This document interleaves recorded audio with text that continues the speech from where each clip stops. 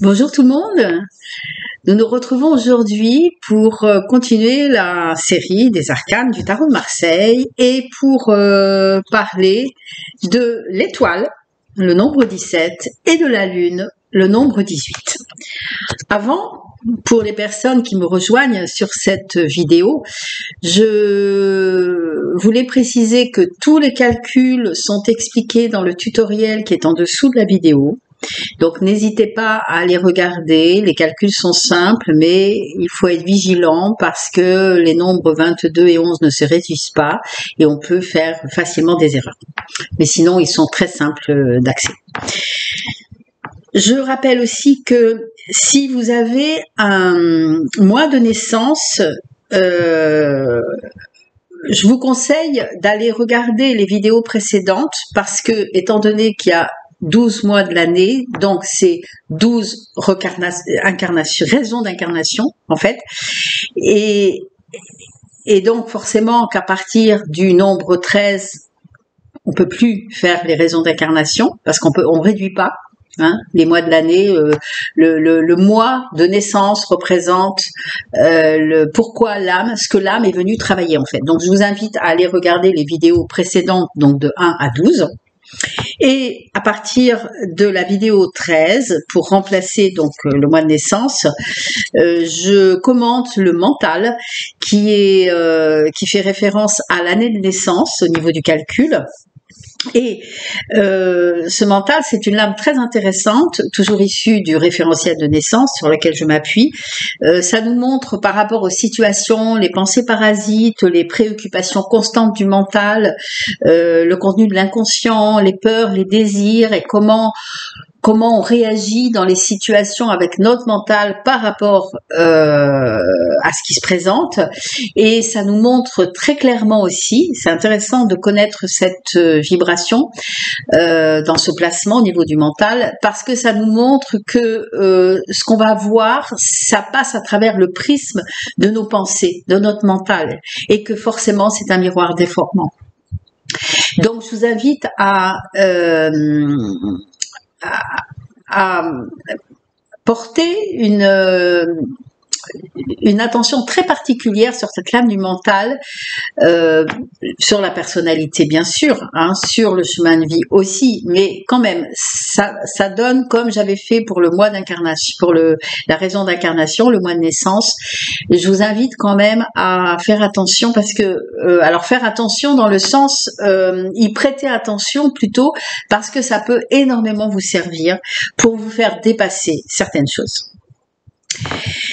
Donc, on va commencer par le 17. Alors, après avoir eu le diable et la maison Dieu, on retrouve un peu le calme dans le chemin des lames, qui est une vidéo que vous pouvez trouver sur ma chaîne. Le 17, et vous voyez, c'est une lame qui est très agréable, l'étoile. L'étoile, c'est je m'ouvre à l'abondance. Donc, c'est la lame de l'ouverture, de la reliance au divin, de la protection, de l'intuition, de la clairvoyance, de l'humilité. C'est la première lame si vous regardez ma vidéo sur le chemin des lames, vous voyez que c'est la première lame qui est dévêtue, donc on est en toute transparence, on s'en remet au plan supérieur en fait. On est transparent, on joue plus de rôle à partir du 17. Parce qu'on arrive à la fin.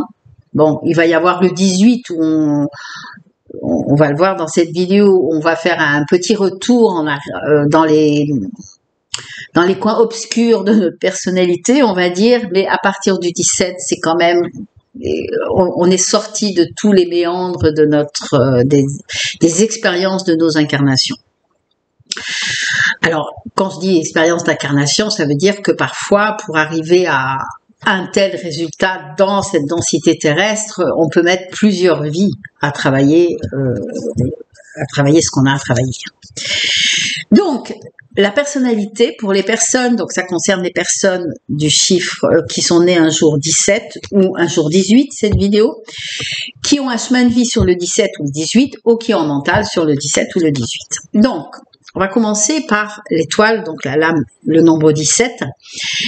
Dans la personnalité, c'est quelqu'un qui va être très ouvert, qui va aimer le contact, qui va être très, très intuitif, très réceptif, qui va être assez simple dans sa personnalité, qui va être optimiste. En fait, c'est vraiment une lame d'ouverture et de réceptivité.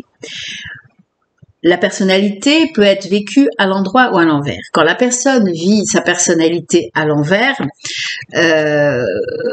pour ceux qui la connaissent bien, ils vont s'apercevoir que cette personne n'est pas bien. Pour ceux qui la connaissent moins bien, en fait, ils vont voir que l'apparence que je vous ai décrite dans les aspects positifs. Donc, dans l'aspect négatif, ça va être l'influençabilité, l'illusion. La perte du sens de réalité. La personne va pas être optimiste, elle va rester focalisée sur quelque chose, elle va se replier sur elle-même. L'intuition est bloquée, elle va être beaucoup dans son mental, dans son raisonnement. Et en fait, voire elle peut même aller jusqu'à avoir une position de soumission, en fait. Le repli sur soi, la soumission, l'influençabilité, l'illusion.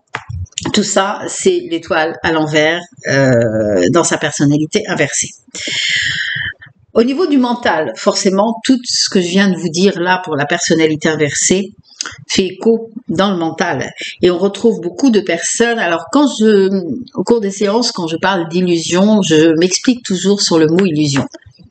Illusion, ça veut dire voir la réalité comme on a envie de la voir. Et ça nous arrive à tous, c'est-à-dire on peut être dans des situations où c'est flagrant pour quelqu'un d'extérieur, mais nous, on ne voit pas, ou plutôt on ne veut pas voir. Et c'est ce que j'appelle l'illusion. Donc, il va y avoir quelqu'un qui va avoir du mal à faire confiance à ses intuitions, qui va se replier sur elle-même, donc dans l'illusion, qui va être influençable, qui va avoir tendance à rester dans un état de soumission, qui va pas avoir le courage ou la possibilité plutôt, parce que des fois c'est pas forcément un manque de courage, mais de pouvoir passer à autre chose, rester focalisé sur son passé. C'est une lame je la retrouve souvent dans les référentiels, dans le mental, et je dis à la personne ce que je suis en train de vous dire, c'est-à-dire je vous amène à réfléchir aux situations ou même que vous vivez, vous avez vécu, où vous reconnaissez que vous avez été dans l'illusion ou dans l'influençabilité. Donc voir la soumission qui est encore le degré supérieur. Je vous invite à aller voir ça parce que ça va vous aider à en fait vous dire que là, ce que vous voyez, c'est un miroir déformant. Donc ça veut dire qu'il faut sortir de ce miroir. Pour un chemin de vie, c'est un chemin qui va demander à la personne de s'ouvrir, de cultiver son intuition, sa partie intuitive, de cultiver la transparence, peut-être de porter le regard sur soi-même en disant qu'effectivement ce que je parais, c'est peut-être pas ce que je suis vraiment, ou alors je choisis de me présenter aux autres comme je suis vraiment, et les autres c'est pas grave. Enfin, il va y avoir c'est un chemin qui va être très connecté à la transparence, à la clarté, à je suis comme je suis, on m'accepte qui même me suit, enfin ce genre de choses. Donc c'est une ouverture qui est très intéressante pour quand la personne a ce chemin sur le 17. En ce qui concerne le 18, c'est une lame qui est complètement différente. Alors, c'est pas en opposition au soleil. On va voir que le 17, le 18, après le 18, c'est le 19, c'est le soleil. Mais avant, en fait, on en arrivait jusque-là dans le chemin, parce que je vous rappelle que les 22 arcanes du tarot sont un chemin d'évolution personnelle qu'on passe à tous les moments de notre vie. On va dire, la lune, c'est vraiment, on va voir dans les coins ce qui n'est pas ressorti. On a vu dans les lames précédentes que, avec le diable, avec l'arcane sans nom d'abord, la maison Dieu, on dépassait certaines choses, on défaisait certains systèmes de croyances, etc. On nettoyait son passé. Et en fait, on a fait tout ça, et maintenant on arrive à la lune, donc on va dire, on va faire les fonds de tiroir. Moi, j'aime bien employer ce mot. On va voir ce qui n'est pas remonté à la conscience. Donc, la lune, c'est j'accepte de regarder, c'est l'inconscient, c'est la lame forcément de l'intuition, de la clairvoyance, de la médiumnité, de la créativité, de la sensibilité. On va voir ce qui est caché, on va pouvoir ressentir au-delà de ce que la personne va nous dire. Donc c'est une personnalité qui est très sensible, qui est très intuitive, qui est clairvoyante, donc médium. Je rappelle qu'il y a une différence entre voyant et médium. Voyant, c'est avoir des flashs par rapport à une personne, par rapport à son avenir. Médium, c'est être ce que je suis, en fait, c'est-à-dire être au milieu entre la réalité terrestre et la réalité céleste, entre les deux. Donc, on peut, en étant dans ce canal, percevoir au-delà des mots, percevoir au-delà des comportements. Donc, on utilise cette lune, en fait. Donc c'est la lame de la clarté, même si justement c'est la lame de l'inconscient, mais on doit y apporter de la clarté. Et je vous rappelle qu'un être éveillé, c'est un être qui est conscient de tout ce qu'il y a en lui, où il n'y a pas de zone d'ombre, on va dire. Dans une personnalité, donc ça va être ce que je viens de vous dire, quelqu'un de très intuitif, très clairvoyant, très sensible, mais une sensibilité dans le sens positif, donc la personne se sert, un peu réservée, un peu pudique, mais réservée plutôt. C'est pas quelqu'un qui va se mettre en avant. Par exemple, par rapport au diable, si vous vous souvenez, le 15, c'est quelqu'un qu'on va remarquer. C'est quelqu'un qui est réservé, pas forcément enfermé ou renfermé, mais en tout cas réservé. Mais qui est assez, c'est une personnalité assez douce et qui est assez dans le dépouillement. La personne n'a pas besoin de beaucoup d'artifice, en fait, elle est simple. Par contre, dans la polarité inversée, enfin négative, c'est une personne qui va aller dans l'hypersensibilité. Donc il y a beaucoup d'émotionnel quand on est un jour 18 ou un mental sur le 18 ou un chemin de vie sur le 18, mais je rappelle que le chemin de vie c'est moins flagrant que dans la personnalité, dans le mental. Donc il va y avoir, et je suis en personnalité 18 et donc je connais bien le chemin, enfin la personnalité. Il faut beaucoup travailler sur l'émotionnel, la maîtrise de l'émotionnel, parce que forcément, comme on est hypersensible, on perçoit plein de choses.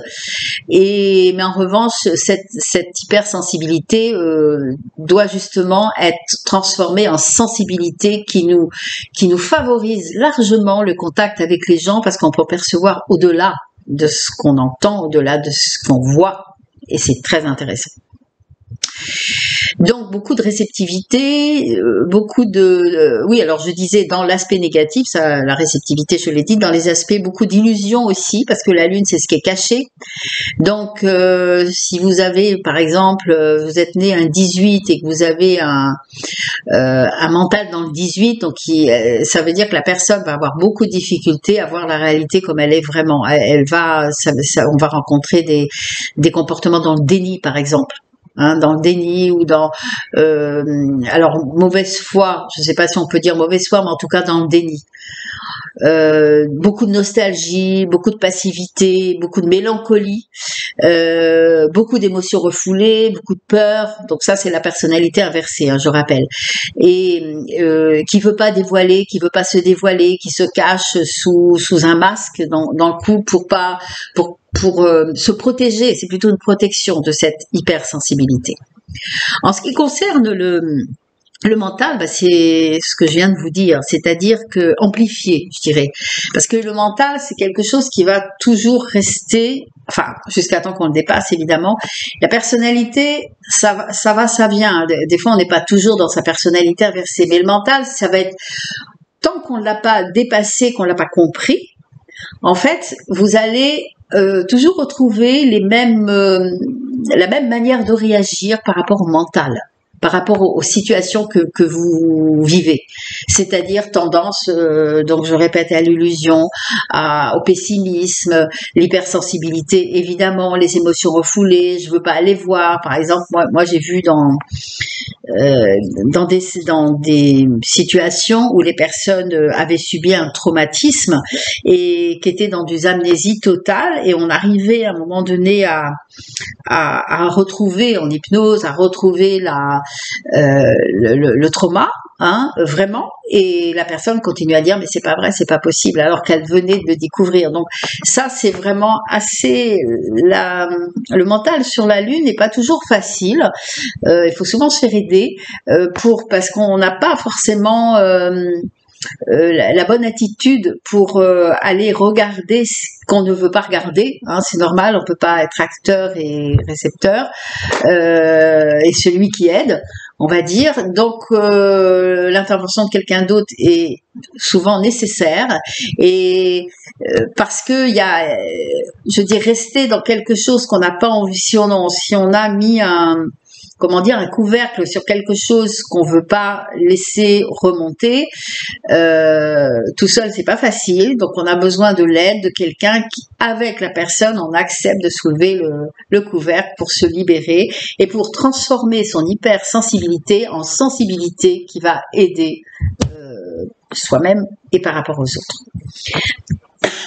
Un chemin de vie sur la Lune, c'est un chemin de vie qui va amener la personne à contacter ses émotions, à travailler ses émotions, à accepter sa sensibilité, qui va la trouver confrontée à des choses très très subtiles, très fines sur le plan émotionnel, et qui va l'amener à découvrir ce qui peut être caché. Alors, je pense qu'un chemin de vie, je suis même certaine, qu'un chemin de vie va forcément influencer une profession.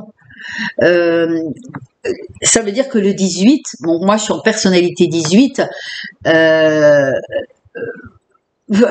ou un chemin de vie sur le 18, mental sur le 18 c'est autre chose, mais un chemin de vie sur le 18 va amener la personne à utiliser sa sensibilité et son émotionnel positif, hein, parce que l'émotionnel on le met toujours dans le négatif, mais c'est aussi positif, c'est les hautes valeurs, hein, à apprendre à s'aimer, à apprendre à s'écouter, à se donner de la douceur et de la bienveillance, hein. Le chemin de vie sur la Lune est un chemin qui est orienté là-dessus. Arrivé au 18, on en a fini avec les choses un peu difficiles en fait sur le chemin du tarot, puisqu'il y a 22 arcanes. La prochaine fois, nous allons voir le 19 et le 20, pour finir avec le 21 et le 22, parce que moi le 22 je le mets à la fin, il y a des personnes qui le mettent au début, mais ça n'a aucune importance. Donc 19-20, donc on verra des choses, en fait, la Lune, je dirais, dans le chemin est le dernière chose difficile à dépasser pour ensuite pouvoir sortir, le jugement, hein, le soleil d'abord et le jugement, c'est-à-dire on revient à soi. C'est le chemin du retour vers soi, retour à la maison. N'hésitez pas à liker, parce que moi ça m'encourage pour continuer mes vidéos. N'hésitez pas à laisser vos commentaires aussi. Et je vous retrouve très vite avec les personnes nées un 19 ou un 20, donc le soleil ou le jugement, les personnes qui ont le 19 ou le 20 dans le mental, ou les personnes qui ont un chemin de vie sur le 19 et le 20. Donc, avec le soleil, la prochaine fois, on va contacter l'énergie de l'amour. Prenez soin de vous et à très vite. Au revoir.